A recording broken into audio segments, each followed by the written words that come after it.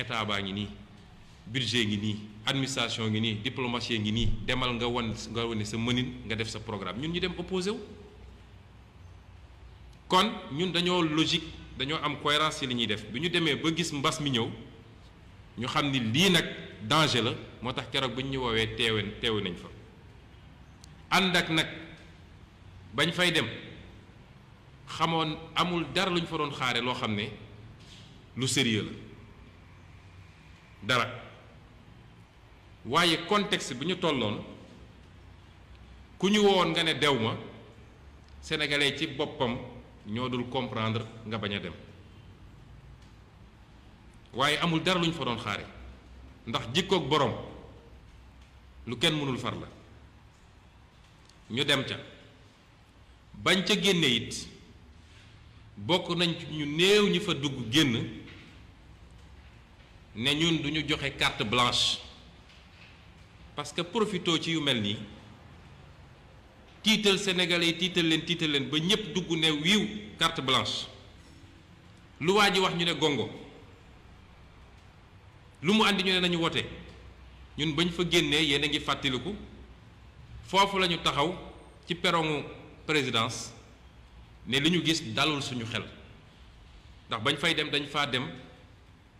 yóbbu fa suñuy laajte yu leer nañ ba ñu demee amuñu tontu ya yenn it nga xam ne annoncé woon na ko ci discours bi mu defoon la veille ñu wax ci ni lii ak lii ak lii d'accorduñu ci jàpp nañ ni du lii lañu war a def moo it luñ ñu diggoon foofu mooy bi ñu laajee ñu présenter ñu un programme détaillé chiffré ligne par ligne rubrique par rubrique dañ ñu ne ministre yaa ngi cay liggéey bu soobee yàlla fii ak ajjuma di ngeen ci jot ba tey ba sànq jotuñu ci kon ñun jàppoon nañ ne la ñu waroon def ca jamono jooju def nañ ko ñu doxaat tuuti présenté wu ñu programme waxuñu ñu lu ñu bëgg a def ak fi ñu bëgg a jëme ñu ne dañuy saisir assemblée nationale pour mu joxe loi d'habilitation boo xam ne normalement situation de guerre rek la ko constitution bi prévoir loolu bi mu amee it Sénégal yépp seede nañ ni bind naa li may bind ne man de en tant que député donte ci ni ñuy fonctionner fexe nañu ba ñun duñu mën a teew assemblée nationale man Ousmane Sonko voté wu ma plein pouvoir bu ñuy jox Macky Sall mu def lu ko neex ndax lu ñu joxul Donald Trump te tey Amérique moom moo gën a garaawle fuuf Sénégal joxuñu ko président français Macron joxuñu ko Angela Merkel joxuñu ko Italie joxuñu ko Espagne foo xam ne tey nit ñi ngi faatu par milliers joxuñu leen loolu lan moo waral ñu war koo jox Macky Sall fii Sénégal def naa àdduna ba mu daj ñaari régime wala ñett ñoo réclamé loolu ñu ne leen d'accorduñ ci suñu baat ca kaw te bokk nañ ci ñu néew ñu ko bañoon tamit lii mbokk yi moo taxoon ñu ne la ñu waroon def nañ ko gannaaw loolu nag nañu toog taaxirlu seetaan jël suñuy not xool li nit ñi di def xool fi ñu jëm bu wax jotaatee dinañu wax bu soobee yàlla kon suñu mbokk diaspora yi dégg nañu seeni mbébét contacté ngeen ñu suñu mbokk enseignants yi dégg nañ seeni mbébét contacté ngeen ñu ci ouverture classe bi enseignement privé bi contacté ngeen ñu ci jàqare bi ngeen am ci tëju école bi te amul mesure d'accompagnement kilifa diine yu bëri jokkoo nañu ak ñun wax seen jaaxle ci lépp lu jëm ci tëjum jàkka ak tëjum juma ak ñeneen Sénégal yu bëri woo nañ ñu ne ñu ñun de dund gi ñu doon wax ba léegi gisaguñu ñu wax leen ni suñu noppi gi ñu noppi woon du woon dëddu du woon ñàkk a yëg waaye communication en temps de crise bokkul ak communication en temps normal bokkul ak communication de crise moo taxoon ñu ne la ñuy dajale bu wax jotee dinañ ci wax gannaaw ga ma ne lii am nii occasion la woon boo xam ne waroon dañ ci mun a dajale sénégalais yépp ci ñu bokk ndey bokk baay xam ni lu weesu suñuy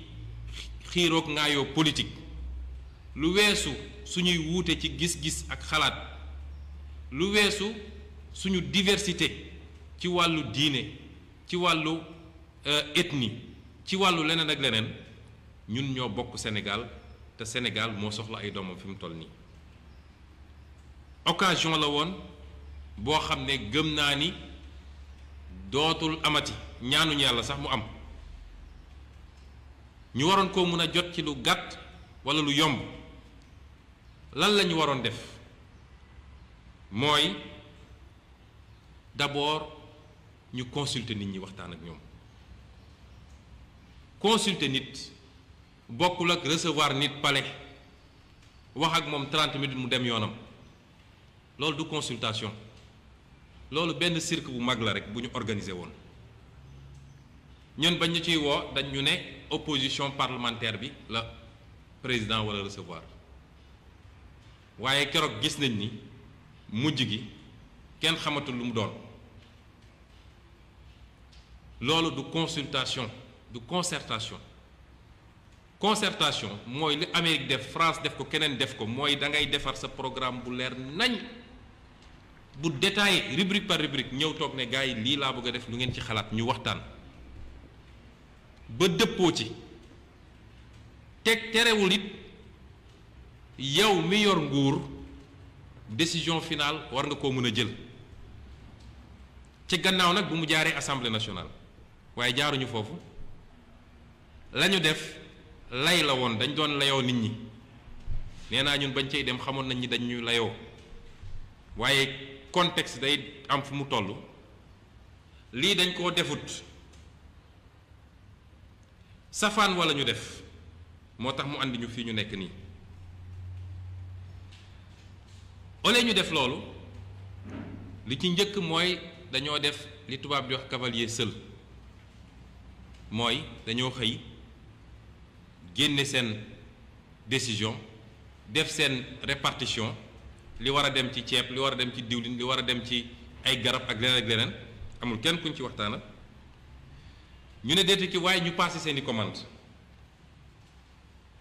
ci anam yoo xam ne kenn xamul passé seeni commande li ci gën a yéeme mooy gannaaw bu mu jëlee moom Macky Sall décision te waxtaanu ci kenn moo tax li ma doon waxtaan ak ñenn ci sama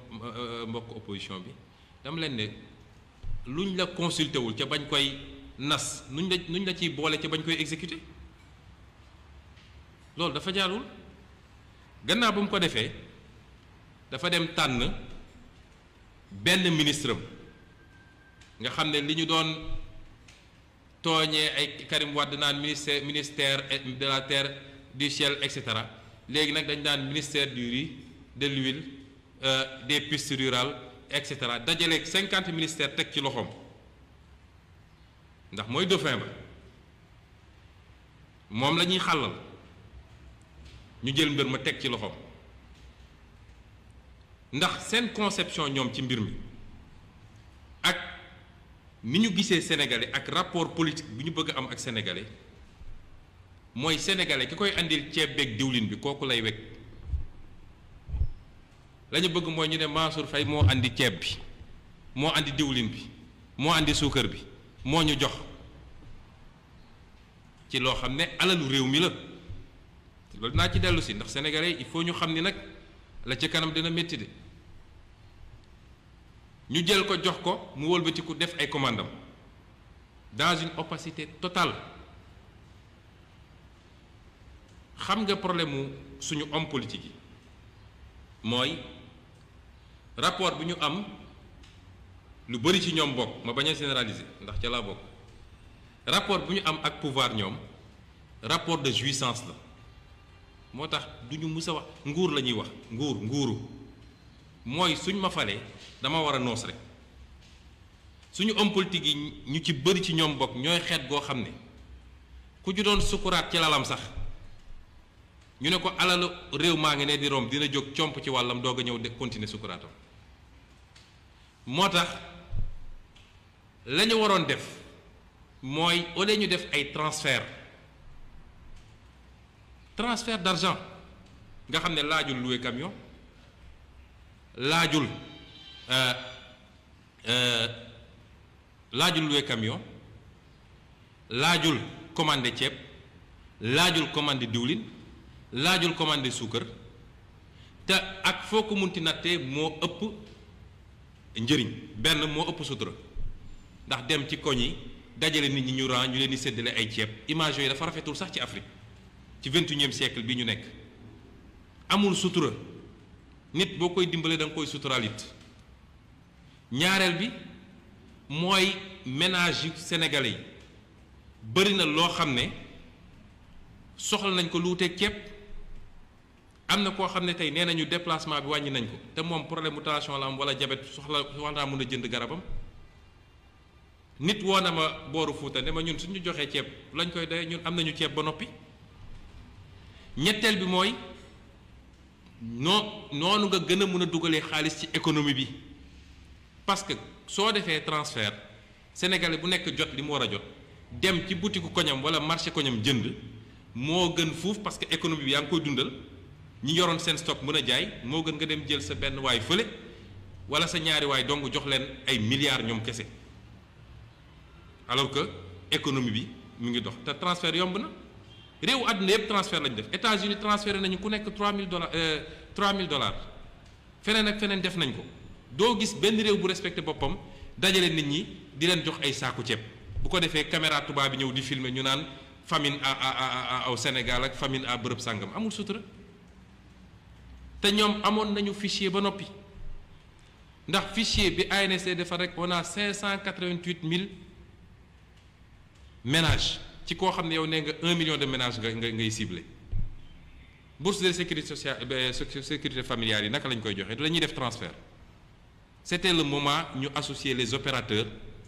dans un élan patriotique frais sax duñ ko ci jël ménages yi jot seen enveloppe dem régler seen soxla li ñu soxla ñoom waaye xam ngeen li problème bi mooy boo defee ay commandes moccaat mënu cee am surfacturation mënu cee am rétrocommission mënu cee am loolu rek mooy problème bi moo tax ñu choisir situation bi gën a compliqué bi gën a jafe ne ñoo ngi dem commandé ji ay ceeb kon gestion boobu ñu gérer boole kook nag li tubaab di wax mimétisme mooy toppandoo président de la République boo xam ne doo jël décision sa décision bopp bu Macron ne on est en guerre nga ne oui on est en guerre bu Macron ne guerre bi jeex na nga ne guerre bi jeex na bu ne déconfinement nga ne déconfinement bu ne il faut qu'on apprenne à vivre avec le virus nga ne il faut qu'on apprenne à vivre avec le virus jël ay décision yoo xam ne concerté wuloo sax ak ñi nga war a concerté parce que gis nga administration bi man xam naa administration obligation de réserve ak loyauté moo tax ñemewuñu wax waaye man bir na ma ni ay ñoom docteur Seydi ak ñeneen ak ñeneen consulté wuñu leen bi ñuy jël décision bi décision panique la parce que moom ci boppam xam na ni li ko renseignement généraux mi jox ak li ko ay partenaires étrangers am jox ndax gis nañu ab document boo xam ne dëgg la wala du dëgg waaye document la boo xam ne nee nañu ci ay services officiels yu France a jóge woon lii lépp dañ ko annoncé woon ne ni ñu war a gérer pandémie boo moytu sax ay émeutes la ñu jëm donc concertation amu ci barki Dembo Ndiaye la docteur Xemes Diouf Ndiaye defe naa noonu la tudd génn taxaw wax ba fuur ne Sénégalais respecté wuñu consignes yi defuñu ci ñaari fan Macky Sall taxaw ne levé naa mesures yi ci loo xam ne restez chez vous takk leen seen masque bu leen génn ñu xëy rek di jour wala amee ñu ne lépp jeex na muy décision précipitation ba tax nag la ñu mën a constater fi mu toll nii mooy fiasco total moo am ci ni ñu gérer crise bi ndax amul lu mënoon justifier ñu jël décision bi tey Sénégal bokk na ci réewu Afrique yi nga xam ne moom la épidémie bi gën a laal ci Afrique ba mu daj ci fukki réew yi maladie bi yi feebar bi yi mbas mi gën a dal fi mu ne ni Sénégal ci la bokk te ci biir fukki réew moomu Sénégal moo ci sixième te booy xool suñ ko doon natt sax li ñuy wax valeur relative ci tubaab parce que soo jëlee Afrique du Sud mu am 11000 cas waaye 11000 cas ci 57 millions de population nga jël lu mel ni Nigéria mu am 4000 cas ci 200 millions de population ñun Sénégal ñu am démb 1995 cas ci 16 millions d'habitants kon en valeur relative ci ñu gën a impacté la ñu bokk fi mu toll nii askan wi lañ fi nekkee mu des daal ni lii am échec gu kenn muy président Macky Sall lii mu def nag wax naa ko léegi mooy démissionné na nee na sénégalais yi kenn ku ne na xool nu mu def ak boppam man démissionné na li andi démission bi mooy mesure yoo xam ne amul cohérence ñu ne la ñii faatu ci bitim réew nañ leen delloosi nga ne déet duñ leen delloosi ne OMS wax na ma wax naa ak scientifique yi wax naa te OMS musul wax loolu musu ko wax musuñ génne fuñ ko OMS waxee pression am nga dellu ci gannaaw ñu ne la cohérence amul ci nga ne maa ngi tëj jàkka maa ngi tëj jumaa nga xam ne semaine ba semaine la am te maa ngi bàyyi marché mu ubbeeku nga xam ne bés bu ne la fajar ba guddi parce que décision il faut mu am cohérence nga ne déedéet dama koy maintenir looloo dem ba ñenn ñi jàpp ni dafa mel ni dañoo ciblé bu ñu yàlla maye gën saa néew sénégalais yi dinañ dund li ñuy wax crise économique bu ànd ak crise sociale waaye mun na gën a garaaw loolu ndax crise sanitaire mun na cee yokk yàlla nañu ci yàlla musal irresponsabilité bii Macky Sall wone yàlla nañu yàlla fegal mbir mi ba bu mu egg fi ñu xalaat ñun yàlla nañu ci yàlla musal ndax fi mu ne nii yàlla rekk ñu mën a musal ku yaakaar ne gouvernement Sénégal mënal na la dara yàlla rekk ñu mën a musal fi mu toll nii ñoo ngi jëm ci lu métti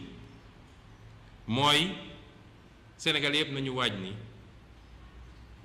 fii ñu jëm àdduna bi ci boppam mooy métti naka la mën a bàyyee nag réew yi nga xam ne ci réew yu gën a ndóol ci àdduna la bokk Sénégal bokk ci moo tax suñu déggee Macky Sall naan bëgg a profité ci li naan annulation de la dette waaw barki Dembo Ndiaye moom moo fi toog ne dette bi baax na Assemblée nationale ay député taxaw ne ko lebal ba mu neex la ndax dangaa baax signature moo tax lebal di ñu gaarwaal rek di ko feccee sax ku doon bàkkoo bor réewu Sénégal rek nga gis président de la République ànd ak gouvernement am yépp jël 200 personnes dugal ci avion dem lebi ñëw di ko bàkkoo kan mooy dem banque ñu lebal ko nga koy bàkku leb na damay fay ak intérêt juróomi at yépp dañoo bàkkoo bor ne seen signature moo baax gis nga ñi seen signature baax waxuñu mbirum bor Japon mooy le pays le plus endetté du monde déggoo ko mu ne nañu annuler bor bi parce que signature am baax na ñun dañoo amul sax faf signature bay baax la signature loolu moo ñu dab tey ñaata yoon la ñu far bor bi moom bi muy egsi Sénégal bor bi 21% la ne woon ci suñu PIB tey mi ngi ci dépassé na 65% parce que 2005 dañ ñoo annulé woon bor bi une partie bor bi dañ ko annulé woon ci jamono Ablaye Wade moom bi muy ñëw 21% moo fi ne woon ful na ko ñett ba pare ne léegi nañu far bor bi ma daaneel rek ci li muy wax ay nouvel ordre mondial xaw ma ndax xam na lu nekk ci notion boobu waaye ku mënul def nouvel ordre national munoo def nouvel ordre mondial balaa ngay wax lu jëm ci àdduna ci réew moo xam ne yow tekki woo ci àdduna bi. Donald Trump ci boppam mënul décréter nouvel ordre mondial waxuma laa mbas Macky Sall waaye Sénégal bëgg a jouer ay rôle leadership mondial nangam yooyu yëpp tappale la. ñun africain ñun sénégalais nañu xam ni suñu xoolaatul suñu bopp defaruwaat gën a gëm suñu bopp te xam ni ñun ñooy defar suñuy réew bu crise bi jeexee. démb ñoom maa ngi jot benn rapport bu Sénat français xam nga lu ñu ci bind notre avenir c'est l'Afrique Chine wax la même chose ñépp a ngi bëgg a xëccoo Afrique waa ana africain yi ci loola ñu ne xuñaar rek di xool ku dem leb rek kontaan nga jàpp nga ni am nga lépp moo tax bu ñu profité ci lii pour poser ay débat yu amul ñun nouvel ordre national la ñu war a njëkk a toppatoo est-ce que moom bi mu ñëwee fii ba ak léegi dafa changé dara ci réew mi. tey la guerre gën a bon ci réew mi tey la détournement yi gën a biir ci réew mi tey la jël say mbokk ak say ñooñ teg leen tey la protéger ay randalkat tey la gën a garaaw ci réew mi li ñu leboon yëpp fan lañ ko yóbbu est-ce que dañ cee tabax ay hôpitaux est-ce que dañ cee tabax ay écoles déedéet ay arènes lañ ci tabax ay autoroute ay train bu dawul ba pare nga ne dañu effacer der bi bor bi kon dama bañ ñu nërmel sénégalais ba du ñu xam may daaneel rek ci wax ni sama conclusion mooy bu ngeen seetloo bu baax discours Macky Sall bi mbas mi commencé ba léegi discours am yépp da cee woo opposition yépp ba mu des bu barki dem bu tuddul opposition wax na syndicat yi wax na société civile bi wax na nu mu tuddati kilifa diine yi wax na patronat bi secteur privé tuddul opposition parce que seeni stratégie xam ngeen lu mu doon mooy fexe ba déplacer débat bi opposition yeewuwaat wax ñoom ñu déplacer débat bi mu doon débat ñoom ak opposition may wax sénégalais ni mbir mi du débat entre ñun ak Macky Sall mbir mi diggante Macky Sall ak askan wi ko fal la dama bëgg mu leer suba gannaaw suba di ngeen gis ñu libéré seen saagakat yépp ñu nekk ci télé yi rajo yi réseaux sociaux yi am Sonko andi Sonko mbir mi du diggante ñun ak ñoom diggante moom la ak ñàkk gis-gisam ak askan wi kon bu leen tombé ci piège boobu ñun politiqué wuñu li ma waroon wax pour leeral askan wi wax naa ko bu mu ci jógee maa ngi dem toogaat di déglu ba jamono bu wax jotee dinañu waxaat loolu moo ne woon mbokk yi li ñu bëggoon waxtaan ak yéen ci lu gàtt di leen gërëm di leen sant di leen lancer un dernier appel comme nguur gi démissionné na Sénégal mooy réew boo xam ne tey su amuloon président de la République amul assemblée nationale du tee mu dox en tout cas ni muy doxee du yées ni muy doxee tey comme nguur gi démissionné na bu mu tax sénégalais yi démissionné jàppale leen seen bopp jàppale corps médical bi